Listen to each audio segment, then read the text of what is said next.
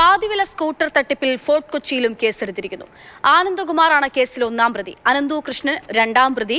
അനന്തകുമാറിന്റെ നിർദ്ദേശപ്രകാരം അനന്തു കൃഷ്ണൻ അക്കൗണ്ട് വഴി പണം വാങ്ങിയെന്നാണ് പരാതി. കൊച്ചിൻ ഹെറിറ്റേജ് കൺസർവേഷൻ സൊസൈറ്റി എന്ന NGO ആണ് പരാതിക്കാർ. നേരത്തെ രജിസ്റ്റർ ചെയ്ത കേസുകളിൽ ആനന്ദകുമാർ മുൻകൂർ ജാമ്യാപേക്ഷ നൽകിയിട്ടുണ്ട്. മുഴുവൻ സാമ്പത്തിക ഇടപാടും നടത്തിയത് അനന്തു കൃഷ്ണന്റെ അക്കൗണ്ടിലൂടെയെന്ന് മുൻകൂർ ജാമ്യാപേക്ഷയിൽ ആനന്ദകുമാർ വ്യക്തമാക്കിയിരുന്നു.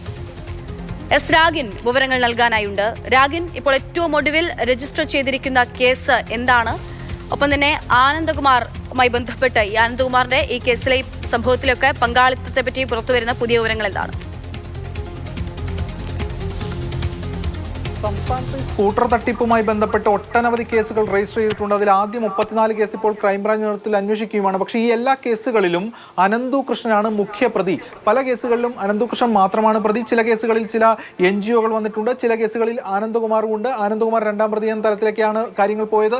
പക്ഷേ ഫോർട്ട് കൊച്ചി പോലീസ് ഇപ്പോൾ രജിസ്റ്റർ ചെയ്ത കേസിൽ ആനന്ദകുമാറാണ് ഒന്നാം പ്രതിയായി വന്നിരിക്കുന്നതെന്നാണ് വ്യക്തമാകുന്നത്. പോലീസ് സംഘം അത് സൂചിപ്പിക്കുന്നു. അതോടൊപ്പം തന്നെ രണ്ടാം പ്രതിയായി വന്നിരിക്കുന്നത് അനന്തു കൃഷ്ണനാണ്.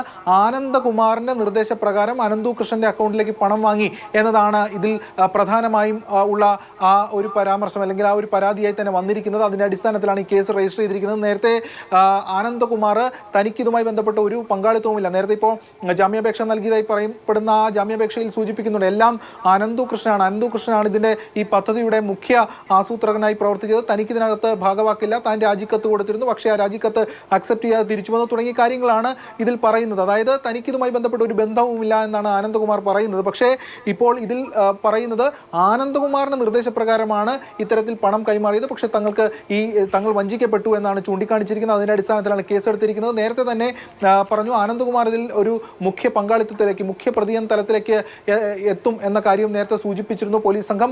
അതിൽ ഒരു പ്രധാനപ്പെട്ട ചവിട്ടുപടി എന്ന നിലയിലാണ് ഈ ഒരു FIR-നെ കാണേണ്ടത്. എന്തായാലും ആനന്ദകുമാറിനെ കൂടി ഒന്നാം പ്രതിയായിക്കൊണ്ട് രണ്ടുപേർക്കും തുല്യമായ പങ്കാളിത്തമുണ്ട് എന്നാണ് പോലീസ് സംഘം വ്യക്തമാക്കുന്നത്. എന്തായാലും ആനന്ദകുമാറിനെതിരെ കൂടുതൽ കേസുകൾ വരുന്നു എന്നതാണ് ഏറ്റവും പ്രധാനപ്പെട്ട മറ്റൊരു കാര്യം.